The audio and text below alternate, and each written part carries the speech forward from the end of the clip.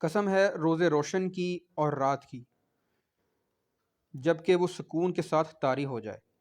اے نبی صلی اللہ علیہ وآلہ وسلم، تمہارے رب نے تم کو ہرگز نہیں چھوڑا اور نہ وہ ناراض ہوا، اور یقیناً تمہارے لیے بعد کا دور پہلے دور سے بہتر ہے، اور ان قریب تمہارا رب تم کو اتنا دے گا کہ تم خوش ہو جاؤ گے۔ کیا اس نے تم کو یتیم نہیں پایا اور پھر ٹھکانہ فراہم کیا، اور تمہیں ناواقف راہ پایا اور پھر ہدایت بخشی، اور تمہیں نادار پایا اور پھر مالدار کر دیا۔ لہٰذا یتیم پر سختی نہ کرو اور سائل کو نہ جھڑکو، اور اپنے رب کی نعمت کا اظہار کرو۔ سب سے پہلی چیز قسم کھائی گئی ہے، قسم ہے روز روشن کی اور رات کی کہ جب کہ وہ سکون کے ساتھ طاری ہو جائے۔ تو جو لفظ عربی کا استعمال کیا جا رہا ہے والضحیٰ، یہ صلاۃ الضحیٰ کی بات کی جا رہی ہے کہ صبح کے وقت جو نارملی جو ٹائم ہوتا ہے 10 سے 11 بجے کا، یہ اس وقت کی بات کی جا رہی ہے جس وقت جو ہے وہ حرکت شروع ہو چکی ہوتی ہے۔ سورج مطلب ابھی زوال کا ٹائم شروع نہیں ہوا، تو زوال کے ٹائم سے پہلے کی بات ہے یہ، اس وقت سورج طلوع ہو چکا ہوا ہے اور آلموسٹ اپنی فل جو اس کی فورس ہے اس تک پہنچنے والا ہے۔ اور یہ وہ ٹائم ہوتا ہے جو ایکٹیویٹی کا ٹائم ہوتا ہے، نارملی چہل پہل کا ٹائم ہوتا ہے، جو نارملی دن کا ٹائم اللہ نے جیسے ہمیں دیا ہے وہ کام کرنے کے لیے دیا ہے۔ دن کے ٹائم نارملی کام جو ہوتے ہیں، جانا آنا، بازار جانا یا ڈیوٹیز پہ جانا یا کام کرنے کے حوالے سے، چرند پرند انسان ہر طرح کے جو چاہے جانور ہو چاہے انسان ہو، وہ اپنی حرکتوں میں لگے ہوئے ہوتے ہیں جو ان کی ڈے کی ایکٹیویٹیز ہوتی ہیں، جو کہ ایک بیسک ایکٹیویٹیز ہر انسان کی ڈیفائن ہوتی ہیں جو اس نے کرنی ہے، چاہے وہ گھر کے کام کریں، چاہے وہ ڈیوٹی کرنی ہے، چاہے وہ جانور ہیں تو اپنے شکار نکلیں گے۔ دن کا ٹائم حرکت کا اور عمل کا ہی ہوتا ہے، تو اسی کی یہاں پہ قسم کھائی جا رہی ہے۔ ساتھ ہی ساتھ کسی قسم کھائی جا رہی ہے اور رات کی کہ جب وہ سکون کے ساتھ طاری ہو جائے۔ اچھا، یہاں پہ لفظ پڑھ کے جا رہا ہے واللیل، مطلب کہنے کا یہ ہے کہ دن کا پہلے ذکر کیا گیا، دن کی قسم کھائی گئی، اس کے بعد رات کی بات کی جا رہی ہے کہ جب جیسے ہم انسان ہیں دن کے ٹائم کام کرتے ہیں، حرکت کرتے ہیں، عمل کرتے ہیں، جانور بھی ایسے دن کے ٹائم حرکت کریں گے، عمل کریں گے، وہ جو بھی ان کی اللہ پاک کی طرف سے ایک چیز ڈیفائن ہے انہوں نے کام کرنا ہے، وہ کرنے کے بعد رات کا وقت وہ ہوتا ہے کہ اس وقت ان کو سکون ملتا ہے۔ دن میں حرکت کریں گے، کام کریں گے، انرجی اپنی ضائع کریں گے کاموں کے اندر، مطلب انرجی استعمال کریں گے اپنے کاموں کے اندر، اور اس کے بعد رات کا وقت ان کو وہ ہوگا اس میں وہ اپنی انرجی کو ریجنریٹ کریں گے یا ان کو سکون ملے گا رات کے وقت وہ آرام کریں گے۔ یہ ایک نیچرل ایک لاز جو اللہ پاک نے بنایا ہے۔ اب یہاں پہ لفظ کیا جا رہا ہے واللیل، مطلب کہنے کا یہ کہ کوئی ایسی چیز کو ڈھانپ دیا گیا ہو، مطلب دن کے بعد رات کا وقت ایک آ گیا، وہ وقت کس طرح کا ہے کہ وہ راحت کا اور سکون کا وقت ہے۔ تو یہاں پر قسم کھا رہا ہے اللہ پاک دن کی اور رات کی کہ جس طرح دن کے بعد رات کا آنا بہت ضروری ہے، اسی طریقے سے اب آگے بات کی جا رہی ہے کہ اے نبی صلی اللہ علیہ وسلم، تمہارے رب نے تم کو ہرگز نہیں چھوڑا اور نہ وہ ناراض ہوا۔ اب یہاں پر اللہ پاک دن اور رات کے آنے، دن کے بعد رات کے آنے اور رات کے بعد دن کے آنے کی بات کر کے قسم کھا کے آپ صلی اللہ علیہ وسلم کو مخاطب کر رہے ہیں، اور وہ فرما رہے ہیں کہ آپ کے رب نے آپ کو ہرگز نہیں چھوڑا، آپ کو تنہا نہیں چھوڑا، اور نہ ہی وہ آپ سے ناراض ہوا ہے۔ مطلب اس کے بیک گراؤنڈ میں اس کے اب اگر دیکھا جائے تو پہلی جو 2 آیات ان کو پڑھنے 3 آیات ان کو پڑھنے کے بعد ہمیں ایگزیکٹ یہ تو سمجھ میں آ رہا ہے کہ آپ صلی اللہ علیہ وسلم سے مخاطب ہوئے ہیں اللہ پاک، اور ان کو کسی چیز کی تسلی دے رہے ہیں کہ وہ جو اللہ پاک نے ان کو چھوڑا نہیں ہے، ان کے ساتھ ہیں، ان سے ناراض نہیں ہوئے۔ لیکن وہ ایسی کیا وجہ ہے کہ جس کی بنا پر آپ صلی اللہ علیہ وسلم کو اس چیز کی تسلی دی جا رہی ہے؟ تو یہاں پر جو موضوع ہے وہ موضوع ہے وحی کے رک جانے کا۔ یہ وہ وقت کی بات کی جا رہی ہے کہ جب آپ صلی اللہ علیہ وسلم پر وحی جو نازل ہوتی تھی یا وحی کا جو نزول تھا اس میں ایک پاز آ گیا تھا، کچھ وقت کے لیے رک گئی تھی۔ اب وہ وقت جو تھا ان آیات کو پڑھ کے سمجھ میں آتا ہے کہ آپ صلی اللہ علیہ وسلم کے لیے بہت زیادہ بھاری وقت تھا۔ مختلف گمان ان کے ذہن میں آتے تھے، کیا کہ شاید کہ ان کے رب نے ان کو چھوڑ دیا، ان کو تنہا چھوڑ دیا، یا ان سے آپ صلی اللہ علیہ وسلم کو جو کام کرنے کو دیا گیا شاید وہ کام اس طریقے سے نہیں کر پائے جس کی وجہ سے اللہ پاک نے ان پر جو وحی کا نزول ہے وہ روک دیا ہے یا وہ ختم کر دیا ہے۔ تو ان دنوں کے درمیان اکثر جگہوں پر یہ مختلف جگہوں پر مختلف دنوں کا یا ٹائم فریم کا ذکر ہے، تو راؤنڈ اباؤٹ یہ جو دن آتے ہیں وہ 12 سے 40 دن کے قریب کی یہ وقت آتا ہے۔ ہاں جی، 12 سے 40 دن کا ذکر کیا جاتا ہے، کہیں پہ 12 کہیں پہ 40، راؤنڈ اباؤٹ یہی دن تھے کہ جتنے دن تک وحی کا جو نزول تھا وہ آپ صلی اللہ علیہ وسلم پر رک گیا اور ان پر جو پاز آ گیا وحی کے نزول کا۔ تو اس دوران آپ صلی اللہ علیہ وسلم ایک بہت ہی مشکل کیفیت سے، ایک پریشانی کی کیفیت سے، پریشانی کی حالت سے گزرے۔ تو اس کے دوران ان کو جیسے یہ جو خطرہ لاحق ہو کس طرح کے ہوئے کہ شاید اگر ہم نے ان کو چھوڑ دیا ہے ان کی کسی غلطی کی وجہ سے یا کسی اور وجہ کی بنا پر مختلف گمان ان کے ذہن میں، مختلف پریشانیوں کے ذہن میں آنا شروع ہوگی. تو اب یہاں پر اس چیز سے تو کلیئر ہو گیا کہ بھی اس سورہ کے موضوع کا جو وقت کا ذکر کیا جا رہا ہے وہ وقت ہے کہ اس میں وحی کا نزول رک گیا. اب کوشچن یہ ہے کہ وحی کے رک جانے سے آپ صلی اللہ علیہ وسلم کی پریشانی بڑھی کیوں، یا پریشانی میں اضافہ کیوں ہوا، یا پریشانی آئی کیوں؟ تو ملٹیپل وجوہات ہیں اس کی. کہ سب سے پہلے ہم یہ دیکھ لیتے ہیں کہ وحی کا استعمال کس چیز کے لیے کیا جاتا تھا. اکثر جگہوں پہ ایسے آتا ہے کہ جس ہم نے دیکھا ہے کہ جیسے سورہ کہف کے بارے میں ہم نے کہف میں پڑھی ہے، اس کا ترجمہ بھی پڑھا ہے، ذوالقرنین کا ذکر آیا، اصحاب کہف کا ذکر آیا. اب اس کا قرآن پاک کے اندر یا آپ صلی اللہ علیہ وسلم کو پھر وہ وحی کے تھرو وہ چیز نازل کرنے کا مقصد کیا تھا؟ وہ یہ تھا کہ لوگ ان سے سوال پوچھا کرتے تھے. اکثر لوگ سمجھنے کے لیے، واقعی اپنی کسی مشکل آزمائش سے نکلنے کے لیے، اکثر لوگ آپ صلی اللہ علیہ وسلم، چونکہ آپ صلی اللہ علیہ وسلم نے دعویٰ کیا تھا کہ میں اللہ کا نبی ہوں اور میرے تھرو اللہ پاک جو ہے اپنے احکامات پہنچاتے ہیں تم لوگوں تک. آخرت کا سب سے پہلی چیز تو یہی تھی کہ آخرت یا جو سیکنڈ آپ کی لائف ہوگی، کہ اصل جو زندگی ہے آپ کی، وہ مرنے کے بعد آپ نے دوبارہ سے اٹھنا ہے. جب وہ یہ چیزیں کہتے تھے تو لوگ ان کو ٹیسٹ کرتے تھے. پہلی بات تو یہ وہ ان پہ یقین نہیں کرتے تھے، عجیب باتوں کے بارے میں کہتے تھے کہ یہ شاعر ہے، ٹھیک ہے نا، یہ خود سے باتیں کرتا ہے، جبکہ ایسا تو نہیں تھا. وہ اللہ پاک کا کلام لوگوں تک پیش کرتے تھے.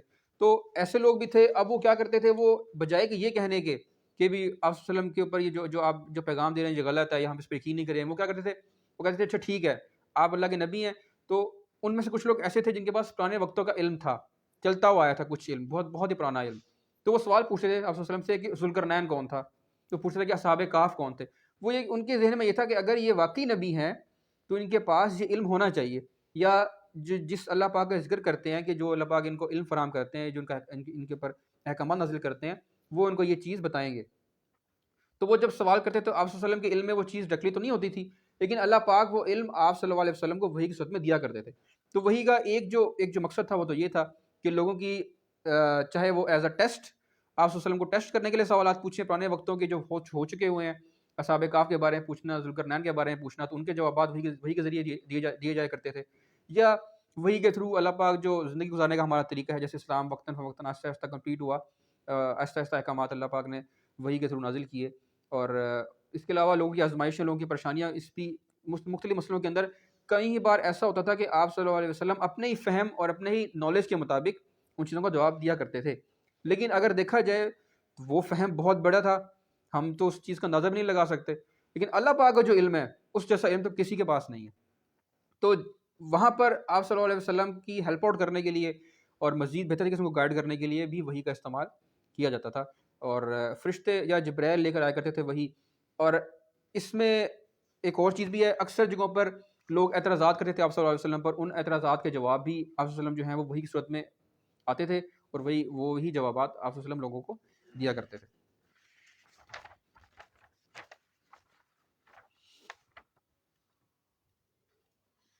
تو اس میں ایک اور چیز تھی کہ جب آپ صلی اللہ علیہ وسلم نے لوگوں کو پیغام دینا شروع کیا، جس میں نے پہلے ذکر کیا کہ لوگ یہ سمجھتے تھے کہ لوگ یہ کہتے تھے آپ صلی اللہ علیہ وسلم کے بارے میں کہ وہ تو شاعر ہیں، خود سے باتیں کرتے ہیں، یا ایسا کوئی بھی ان پر وحی نازل یا نہیں ہوتی، کوئی ایسا کوئی جو اللہ پاک جو ہے ان پر کلام نازل نہیں کرتے، خود سے باتیں کرتے ہیں.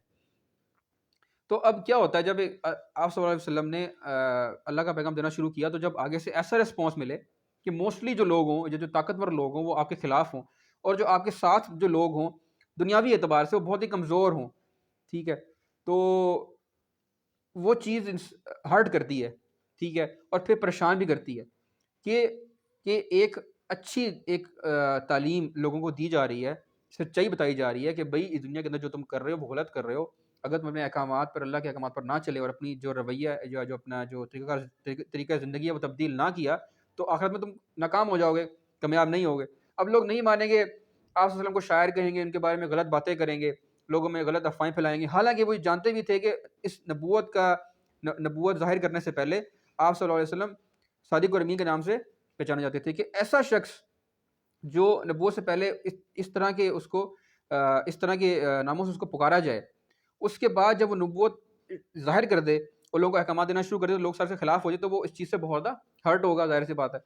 تو لیکن اب اس میں پھر آپ صلی اللہ علیہ وسلم کو ایک موٹیویٹ کرنے کے لیے، تسلی دینے کے لیے آپ صلی اللہ علیہ وسلم کو پرانے قصے بتائے جاتے تھے جو پرانے انبیاء گزرے ہیں ان کے، یا حضرت نوح گزرے ہیں، حضرت عیسیٰ گزرے ہیں، یا مختلف جو حضرت موسیٰ گزرے ہیں، کہ ان کی لائف سٹوری کیا تھی، کہ انہوں نے کس کس طریقے سے مشکلات کو جھیلا، اور ان پر انہوں نے جب بتایا کہ ہاں میں اللہ کا نبی ہوں، تو ان لوگ ان قصوں کے خلاف ہو گئے، کس کس طرح کی تکلیفیں انہوں نے برداشت کی. تو اس چیز سے کمپیئر کر کے آپ صلی اللہ علیہ وسلم کو یہ موٹیویٹ کیا جایا کرتا تھا کہ بھی آپ جو کر رہے ہو کام، آپ صحیح کام کر رہے ہو. تو جو آپ کے ساتھ ہو رہا ہے یہ پہلے لوگوں کے ساتھ بھی، یا جو انبیاء گزرے کے ساتھ ہو چکا ہوا ہے، تو اس میں آپ کو پریشان ہونے کی ضرورت نہیں ہے. پھر ان کو بتایا جاتا تھا کہ ان تکلیفوں سے گزر کے کس کس طریقے سے وہ جو انبیاء گزرے ہیں وہ کامیاب ہوئے، کہ وہ اپنے مقصد میں کامیاب ہوئے، لوگوں کو قائل کرنے میں کامیاب ہوئے. پھر ایک وقت آیا جب وہ ایک طاقت میں آ گئے، تو اس سے آپ صلی اللہ علیہ وسلم کو بہت زیادہ موٹیویشن ملتی تھی، کہ ہاں اس چیز میں تسلی دی جاتی تھی کہ بھی آپ جو کام کر رہے ہو صحیح کر رہے ہو، ایک وقت ایسا آئے گا کہ جب آپ کو انعام، مطلب جو آپ محنت کر رہے ہو اس کا صلہ آپ کو لازمی ملے گا. تو وہی کا ایک مقصد تو یہ بھی تھا کہ آپ صلی اللہ علیہ وسلم کو موٹیویٹ کیا جائے پرانے قصے بتا کر، پرانے انبیاء قصے بتا کر، کہ کس طریقے سے جو آپ کے ساتھ ہو رہا ہے وہ پہلے ہو چکا ہے، کوئی کچھ نیا نہیں ہے. جب بھی اللہ پاک اپنی تعلیمات دینا شروع کرتا ہے تو لوگ ایسے لازمی اٹھتے ہیں آگے سے جو انکار بھی کرتے ہیں، اور جو وہ تعلیمات لے کر آتا ہے اس کے خلاف بھی غلط احکامات یا غلط باتیں کرتے ہیں.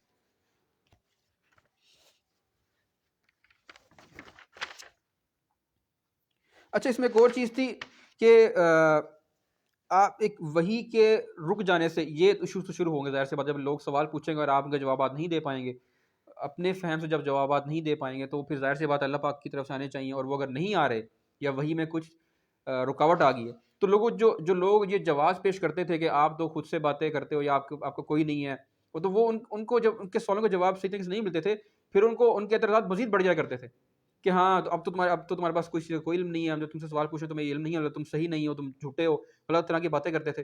تو یہ اب وہی کو رک جانا اس لیے بھی ان کے لیے بہت زیادہ پریشان کن تھا کہ وہی رک گئی، جو سوال پوچھنے کے جوابات نہیں دے پا رہے. اور اس سے سب سے بڑھ کر جو چیز مجھے لگتی ہے کہ آپ صلی اللہ علیہ وسلم کے لیے وہی کے رک جانا یہ پریشانی کا باعث تھی، وہ آپ کی ایک پرسنل ایک کیفیت تھی. وہ پرسنل ایک ایسی کیفیت ہے کہ جو وہ شخص جس کے اوپر وہی نازل ہوتی ہے صرف وہی بیان کر سکتا ہے. ہم صرف اس کا اندازہ لگا سکتے ہیں کہ وہی کے لیے چنا جانا ایک بہت بڑی بات ہے. ٹھیک ہے، تو ایک جو سکون آپ صلی اللہ علیہ وسلم کو ملتا تھا اس وحی کے آنے سے، تو آپ صلی اللہ علیہ وسلم اس معاملے میں روایات میں آتا ہے کہ بہت زیادہ بے صبری دکھاتے تھے. کس طرح سے بے صبری؟ مطلب کہ ان کو انتظار ہوتا تھا. وہ کہتے تھے جبرائیل کو، حضرت جبرائیل کو آ کرتے تھے کہ تم جلدی کیوں نہیں آتے؟ پھر وہ حضرت جبرائیل کا جس کو جواب دیا کرتے تھے کہ ہم جب بھی آتے ہیں وہ اللہ کے حکم سے ہی آتے ہیں. ٹھیک ہے، ہم خود سے تو یہ نہیں آ سکتے، تو جب بھی اللہ حکم کرے گا ہم تبھی آئیں گے آپ کے پاس. تو اس چیز کا ان کو انتظار ہوا کرتا تھا کہ کب وحی آئے گی. تو ایک ان کو پرسنل ایک محبت تھی اللہ پاک سے کلام کرنے کی، اللہ پاک کا پیغام سننے کی، کہ جب وہ پیغام ان تک نہیں آتا تھا. اب ایک ذات ہے جس کو آپ اپنا آئیڈیل مانتے ہو، جس کے احکامات پر چلنا چاہتے ہو، جس سے آپ کلام کرتے ہو، اور اگر وہ ذات اللہ پاک کی ہو تو کیا ہی بات ہے کہ جب اس سے کلام ہو رہا ہو اور آپ اس کا اندازہ لگا چکے ہیں کہ وہ جس ذات سے میں کلام کر رہا ہوں کتنی بڑی ہستی ہے، دنیا کو جس نے چلانے والی، دنیا کو بنانے والی، ہر ایک جاندار انسان، بے جان چیز کو مینیج کرنے والی، جو ہے نا واچ اوور کرنے والی ایک ہستی ہے، کہ جب اس سے آپ کلام کر رہے ہو تو اس کا مزہ کتنا ہوگا. تو وہ چیز، اس چیز کا رک جانا ایز اے پرسنل کیفیت جو ہے مجھے لگتا ہے کہ وہ ان کی زیادہ پریشان کن تھی بنسبت کہ لوگوں کے سوالات اور جوابات نہ دے پانا. تو ان کی پرسنل پریشانی یہ تھی کہ کیوں اللہ پاک ان سے کلام نہیں کر رہے. اب جب کوئی ایسی ذات جس کو آپ مانتے ہو آئیڈیل، اور آپ کا مکالمہ چلتا ہو یا اس کے درمیان اور آپ کے درمیان کچھ رابطہ طے ہوا ہو، جب وہ نہ رک جائے تو ذہن میں گمان کیا آتا ہے؟ ذہن میں گمان یہ آتا ہے کہ شاید مجھ سے کوئی غلطی ہو گئی، کہ کیا وجہ ہوئی کہ میری اس ذات نے، اللہ پاک نے مجھے چھوڑ دیا، تنہا چھوڑ دیا، ان سینس کہ مجھ سے کوئی کلام نہیں کر رہے، مجھ سے کوئی میسیج مجھے کنوے نہیں ہو رہا کسی بھی جبرائیل کے تھرو. تو وہ پریشانی کی کیفیت بہت زیادہ بڑھتی جا رہی تھی. تو وہ 12 سے 40 دن، جو 12 سے جو 12 to 40 جو ڈیز تھے، جو مختلف مقامات پر آتا ہے کہ ایگزیکٹ ڈیوریشن کا نہیں پتہ، اللہ پاک بہتر جانتے ہیں کتنے دن تھے وہ. تو اس میں بہت زیادہ پریشان کن کیفیت، ایک اضطراب کی، ایک قبض کی کیفیت جو ہے وہ آپ صلی اللہ علیہ وسلم پر گزری ہے. تو جس کا جہاں پر ذکر تو نہیں کیا جا رہا، لیکن اس چیز کو مد نظر رکھتے ہوئے اس کے جوابات، اب اس کے جواب میں جو وحی آئی وہ وحی ہے جو میں نے آپ سامنے پیش کی ہے، جو سورہ الضحیٰ ہے، یہ اس کا جواب ہے ان ساری چیزوں کا، ان کیفیت کا، اس پریشانی کی کیفیت کا جواب دیا جا رہا ہے اس کے اندر بیسیکلی. تو اس کی جو پہلے 2 سے 3 آیات ہیں سب سے امپورٹنٹ بھی وہی ہیں. زیادہ تر ایکسپلینیشن میں انہی آیات کی دوں گا. جو آگے آیات ہیں وہ سیلف ایکسپلینیٹری ہیں، کچھ چیزیں ایسی ہوں گی جو زیادہ تر ایکسپلینیشن ریکوائرڈ نہیں ہوگی ان کے اندر. میجر چیز یہی ہے جو میں آپ سامنے ایکسپلین کر رہا ہوں، کہ وحی کا رک جانا، اور وحی کا رک جانے سے جو پریشانی ہے وسلم کی وہ کیوں بڑھی. تو یہ کچھ وجوہات تھیں جو کہ مختلف جگہوں پر آتے ہیں کہ یہ وسلم کی پریشانی کا باعث بنی.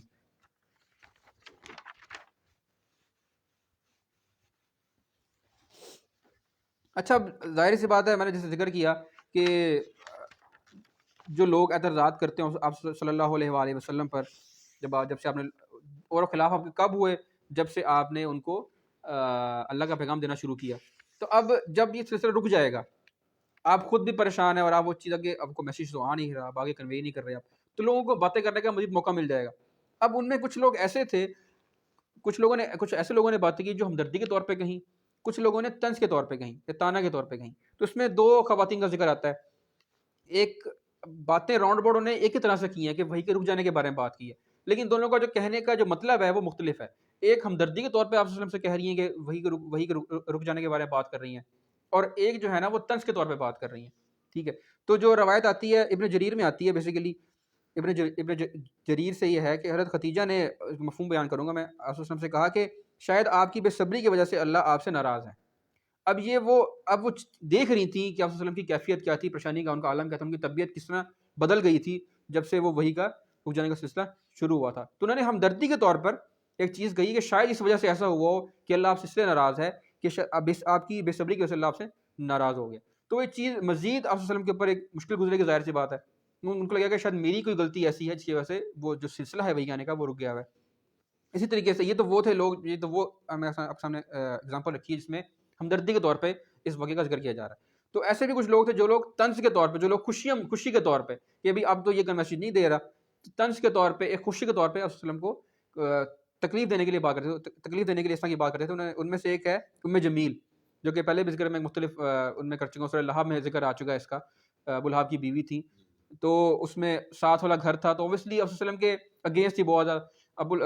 سورہ لہب میں جیسے میں نے ذکر کیا کہ وہ آپ صلی اللہ علیہ وسلم کی گھر کے باہر کانٹے دار جھاڑیاں رکھ دیا کرتی تھی کہ رات کو نکلیں گے تو ان کو کانٹا چپ جائے، تکلیفیں آئیں. اس طرح کی ظاہر سی بات ایسے لوگ کیا کریں گے؟ خلاف ہی کوئی بات کریں گے اور تکلیف دینے کے لیے ہی بات کریں گے. تو انہوں نے کیا کہا؟ معاذ اللہ، انہوں نے ایسی بات کی کہ معلوم ہوتا ہے تمہارا شیطان تمہیں چھوڑ گیا ہے، معاذ اللہ. تو وہ اس طرح کی باتیں انہوں لوگوں نے کرنا شروع کر دی تھی. تو یہ چیز آپ صلی اللہ علیہ وسلم کے لیے بہت زیادہ اضطراب کا، ایک مشکل کا باعث تھی، ایک پریشانی کا باعث تھی.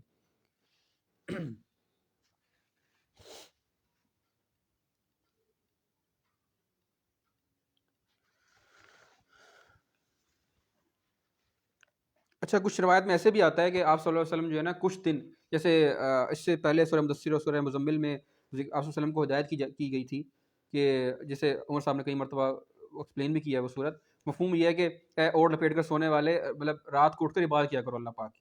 ٹھیک ہے. اس میں بتایا بھی گیا کہ کتنی آپ کی ڈیوریشن ہونی چاہیے، آدھی رات یا اس سے کم، مطلب زیادہ جو ہے نا اس میں مفہوم میں بیان کر رہا ہوں. تو اس سے پہلے یہ بتا دیا گیا کہ آپ رات کو اٹھ کے عبادت کرنی ہے. اب اس وحی کے نہ آنے سے اثر کیسا ہوا؟ آپ سلم کے اوپر اثر کس طرح کا ہوا کہ اس قسم کی آپ کی حالت تھی کہ اکثر ایسی راتیں گزری سلسل جس میں آپ رات کو اٹھ کر عبادت نہ کر پائے. تو یہ کہنا آسان ہے، جبکہ آپ صلی اللہ علیہ وسلم کے لیے چیز بہت مشکل تھی کہ لیکن کیفیت کیا تھی؟ کیفیت ان کی ایسی تھی کہ ایک شخص ایسا ہو جو کہ کوئی کام کرنا چاہے لیکن وہ کام نہ کر پائے. فزیکلی اس کو کوئی پریشانی، مطلب اس کو کوئی بیماری نہیں ہے، لیکن پریشانی کا ایسا عالم ہے، اعصاب کے اوپر وہ چیز اتنا بھاری ہے کہ وہ رات کو اٹھ کر عبادت نہیں کر پا رہے. تو یہ چیزیں جو ہے نا کس طریقے سے وحی کا نہ آنا آپ صلی اللہ علیہ وسلم کی طبیعت کو افیکٹ کر رہا تھا، یہ ساری وہ روایات اندر چیزیں آتی ہیں. تو جن کا پھر جواب یہاں پر دیا گیا. اب کوشچن یہ ہے کہ سب سے پہلے قسم کھائی گئی وہ رات اور دن کی قسم کھائی گئی، مطلب روشن دن کی اور رات کی قسم کھائی گئی کہ دن کے بعد رات کا آنا ضروری ہے. اس سے مشابہ کیا جائے، مطلب اگر جو اس کا یہاں پر کہنے کا مطلب صرف ویسے نہیں کہہ دیا گیا کہ ظاہر سی بات اللہ پاک نے تو پوری دنیا کو بنایا، رات اور دن کا آنا جانا یہ اللہ کے اختیار میں ہے، اللہ پاک کسی چیز کی بھی قسم کھا سکتا ہے، زمین کے بنانے کے بارے میں قسم کھا سکتا ہے، لیکن یہاں پر قسم کھائی گئی ہے روشن دن کی یا دن کی اور رات کی. وہ کیا ہے کہ جس طرح میں نے پہلے بتایا کہ دن میں نارمل جو ہماری حالات ہیں وہ کیا ہو، دن کے اندر چاہے وہ جانور ہو چاہے وہ انسان ہو، حرکت کرتے ہیں، نکلتے ہیں معاش کے لیے، کھانے پینے کے لیے. جانور بھی ہیں اپنی خوراک کے لیے نکلیں گے، دن بھر نکلتے رہیں گے، کھا پی کے رات کو سکون سے آرام کریں گے. رات آرام کے لیے، دن جو ہے وہ کام کے لیے اور حرکت کے لیے. تو جس طرح دن ایک لمیٹڈ ٹائم تک دن ہو، ایک لمیٹڈ ٹائم تک ہی ایک جسم جو ہے وہ کام کر سکتا ہے، اس کے بعد اس کو آرام کی ضرورت ہوتی ہے.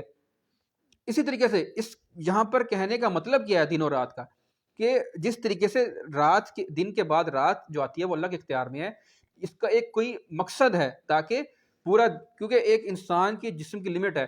اکثر دیکھا ہوگا آپ نے کہ ٹارچر کرنے کے لیے کیا کرتے ہیں کہ ایک بہت تیز لائٹ جو ہے کسی بندے کو ایک جگہ رکھ کے اس کے سامنے بہت ہی تیز لائٹ رکھ دی جاتی ہے تاکہ وہ نہ تو سو پائے اور کانسٹنٹ اس روشنی کے اندر رہے. وہ اس کی طبیعت کو بہت زیادہ افیکٹ کرتی ہے کیونکہ ہمارا ذہن جو ہے بنا اس طرح سے کیا ہوا ہے کہ ایک لمیٹڈ ٹائم تک ہم کام کرتے ہیں, اس کے بعد ہمیں رات کا یا اندھیرا ضروری ہے ہمارے آرام کے لیے.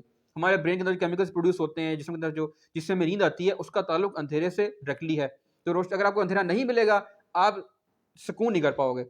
آپ نیند شاید کرو لیکن آپ کو سکون دے نیند نہیں آئے گی. تو دن کے بعد رات کا آنا بہت ضروری ہے.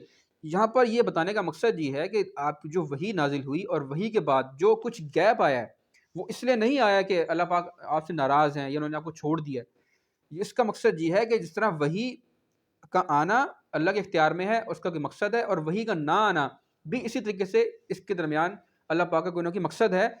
ایسا نہیں ہے کہ آپ صلی اللہ علیہ وسلم سے اللہ پاک ناراض ہو گئے ہیں. وحی آپ صلی اللہ علیہ وسلم تک آنا, اس میں کچھ ایک ٹائم آپ صلی اللہ علیہ وسلم کو دیا گیا جس میں آپ صلی اللہ علیہ وسلم اس وحی کو ابزارب کر سکیں, اور آہستہ آہستہ وہ جو ہے وہ آپ صلی اللہ علیہ وسلم کو وحی دی گئی. اور درمیان میں جو گیپ ہے وہ نہ کہ یہ چیز ہونا کہ آپ صلی اللہ علیہ وسلم سے اللہ پاک ناراض ہو گئے ہیں. اصل مقصد کیا تھا کہ ایک کوئی ان کی اپنا ایک ایک ایک ایک جسے کہتے ہیں نا کہ رات دن کے بعد رات کا آرام ضروری ہے, اس طرح سے وحی کے آنے کے بعد کچھ ٹائم ضروری ہے جس میں آپ صلی اللہ علیہ وسلم کے اوپر آہستہ آہستہ یہ چیز بوجھ ڈالی جائے. کہ وحی کا ایک بوجھ ہوا کرتا تھا, مختلف روایت کے اندر آتا ہے کہ وحی کا ایک خاص بوجھ ہوا کرتا تھا جو آپ صلی اللہ علیہ وسلم پر جب وحی آتی تھی تو ایک مخصوص کیفیت ہوا کرتی تھی آپ صلی اللہ علیہ وسلم کی, تو اس سے آرام کے لیے درمیان میں کچھ پاز آتا تھا. تو یہ وہ بات یہاں پہ کی گئی ہے, دن اور رات کی قسم کھا کر بتایا جا رہا ہے کہ وحی کا آنا یا نہ آنا, درمیان میں گیپ آنا, یہ اللہ پاک کی طرف سے ہی ہے. اس میں اللہ پاک کی آپ سے کوئی نہ تو ناراضگی ہے نہ ہی انہوں نے آپ کو چھوڑ دیا ہوا ہے. آگے آتی چیز, اور یقیناً تمہارے لیے بعد کا دور پہلے دور سے بہتر. اب یہ ڈائریکٹلی مخاطب کیا گیا آپ صلی اللہ علیہ وسلم کو بتایا جا رہا ہے کہ اور یقیناً تمہارے لیے بعد کا دور پہلے دور سے بہتر ہے, اور ان قریب تمہارا رب تم کو اتنا دے گا کہ تم خوش ہو جاؤ گے. یہ بتایا جا رہا ہے کہ آپ جو کام کر رہے ہیں, جو اللہ پاک کا پیغام لوگوں تک پہنچا رہے ہیں, یہ اس کا انعام آپ کو بعد میں لازمی ملے گا.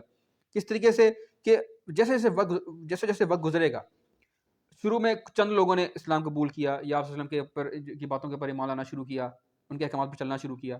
آہستہ آہستہ آہستہ آہستہ آہستہ آہستہ کیا ہوا کہ لوگ بڑھتے سے بڑھتے چلے گئے, ٹھیک ہے, اور آپ صلی اللہ علیہ وسلم کے جو ساتھی تھے وہ بڑھتے چلے گئے. مطلب کہنے کا یہ کہ جو آپ صلی اللہ علیہ وسلم کی محنت تھی وہ رنگ لا رہی تھی, تو آہستہ آہستہ آہستہ تو جو بھی وقت آگے آ رہا تھا وہ پچھلے وقت سے بہتر ہی تھا. کیونکہ جب آپ ایک پازیٹیو چیز کے لیے محنت کرو گے تو وقت کے ساتھ ساتھ وہ رنگ لازمی لے کر آئے گی. ایک وقت ایسا آئے گا جب آپ کی محنت رنگ لے کر آئے گی. تو یہ اسی چیز کا ذکر کیا جا رہا ہے کہ آپ جو محنت کر رہے ہو وقت کے ساتھ ساتھ جو اگلا وقت آئے گا وہ آپ کی اس محنت کے مطابق بہتر ہی ہوگا پچھلے وقت سے. اور آپ کو اور ان قریب تمہارا رب تم کو اتنا دے گا کہ تم خوش ہو جاؤ گے.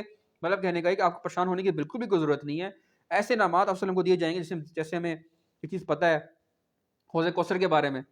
سورہ کوثر لاسٹ جو ہم نے جو یہاں پہ اسٹڈی کی, مطلب حوض کوثر کا آپ صلی اللہ علیہ وسلم کو مل جانا ایک بہت بڑی بات ہے کہ اس میں جس سے آپ اپنے امتیوں کو, جو وہ امتی جو آپ صلی اللہ علیہ وسلم کے تھرو اللہ نے احکامات پہنچائے ان پر چلیں گے, وہ امتیوں کو آپ صلی اللہ علیہ وسلم جو ہے سیراب کریں گے, اس قابل اللہ پاک ان کو بنائیں گے.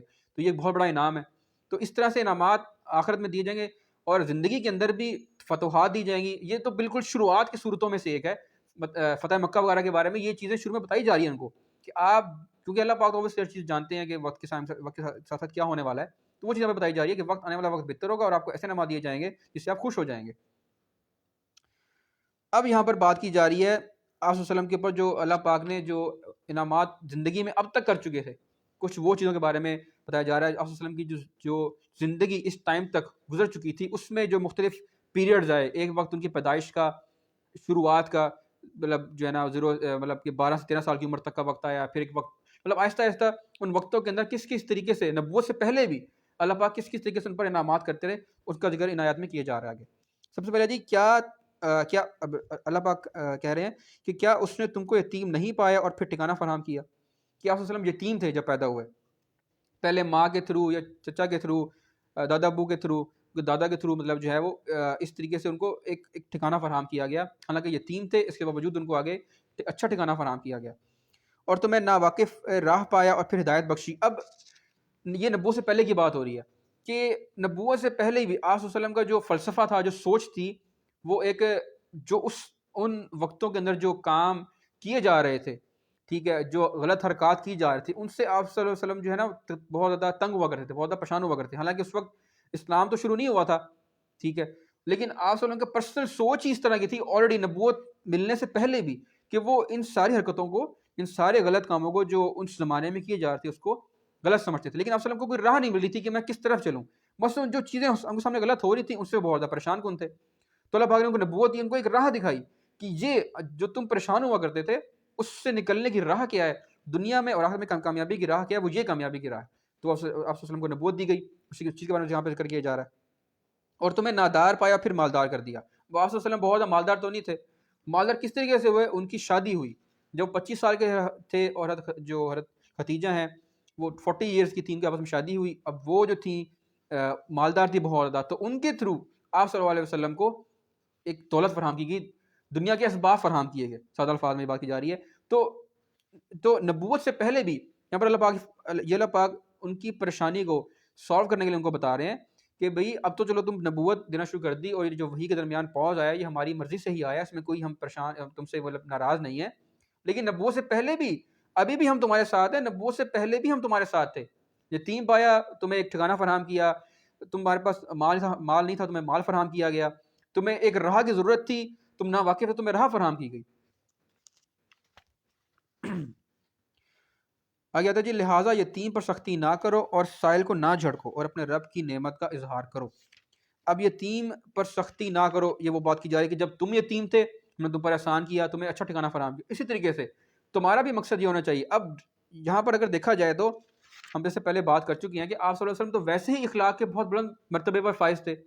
ان کو یہ بتانے کی کیا ضرورت ہے کہ بھئی آپ نے سائل کو نہیں جھڑکنا یا یتیم کو آپ نے خیال رکھنا ہے.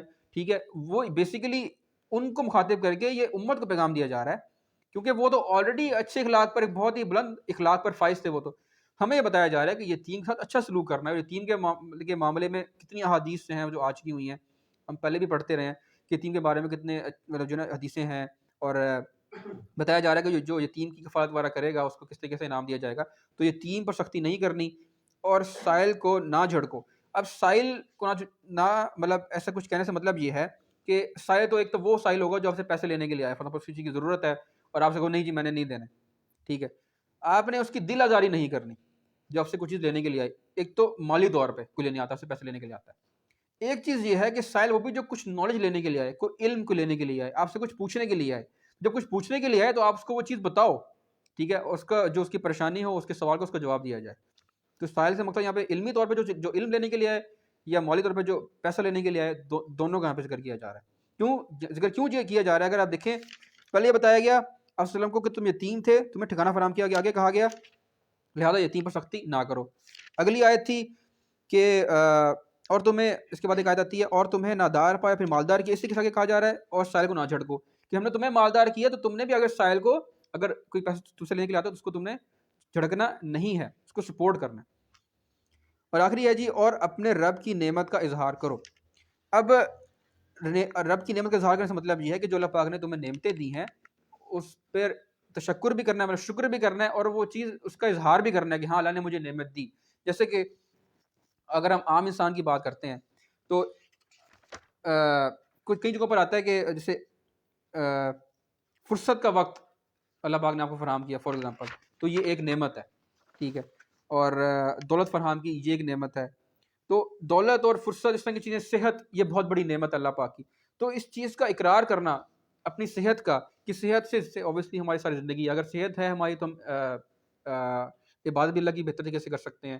جو ہماری روزمرہ کی جو ضروریات ہیں، جو لوگ ہم پر ڈپینڈ کرتے ہیں ان کی ضروریات اگر ہماری صحت ہوگی ہم تبھی ان کو پورا کر سکیں گے، ورنہ پورا نہیں کر سکیں گے. یہ دنیا کے اسباب میں سارے کے سارے.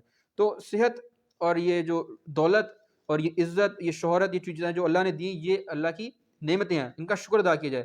کیسے ادا کرنا ہے؟ بیسیکلی شکر ادا کرنا ہے ان کا پازیٹیو استعمال کر کے. دولت دی ہے بہتر کاموں میں لگاؤ، صحت دی ہے اچھے کاموں میں لگاؤ، اللہ کا پیغام آگے پہنچانے میں جو ہے وہ استعمال کرو. صحت کو، فرصت کے وقت کو اللہ کے ذکر میں لگاؤ. یہاں پر نعمت کا اظہار کرنے سے مطلب یہ ہے کہ شکر کرو اور یہ چیز کا اظہار بھی کرو. اچھا، ایک اور چیز سب سے امپورٹنٹ چیز ہے جو میں نے ڈاکٹر اسرار صاحب سے سنی، انہوں نے یہ بات کی تو سب سے جو امپورٹنٹ نعمت جو ہے جو کسی انسان کو دی جا سکتی ہے وہ ہدایت ہے. وہ کیسے؟ کہ اگر آپ کے پاس فرصت ہے، آپ کے پاس ہدایت نہیں ہے، آپ اس کو غلط کام میں لگاؤ گے. آپ کے پاس دولت ہے، آپ کے پاس ہدایت نہیں ہے، آپ اس کو غلط کاموں میں صرف کرو گے. آپ کے پاس صحت ہے، آپ کے پاس ہدایت نہیں ہے تو آپ اس کو غلط کاموں کے اندر استعمال لازمی کرو گے. تو سب سے امپورٹنٹ جو نعمت ہے وہ ہدایت کی ہے.